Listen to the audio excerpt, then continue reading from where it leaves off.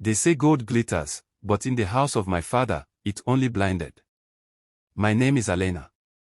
For years, my stepmother Evelyn treated me like a ghost in my own home. But I never imagined she would steal my future just to feed her daughter's greed.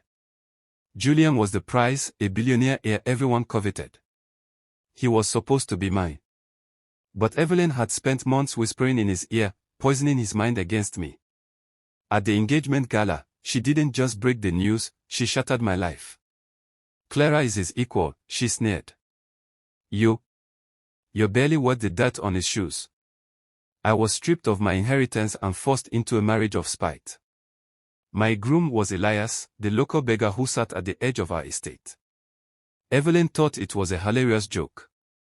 She wanted me to crawl in the mud while she and Clara ascended to the throne of high society. But the world has a funny way of balancing the scales. Within weeks, the Gilded Life began to rust. Julian's billions. They weren't real. He was a fraud, drowning in debt and federal investigations. Evelyn had stolen a sinking ship. And my beggar. He had a secret of his own. Elias wasn't poor. He was a man who had everything, so much that he wanted to find the one person who would love him for nothing. He was the reclusive titan behind Aegis Tech, living in the shadows to escape the very vultures who had just devoured my stepmother.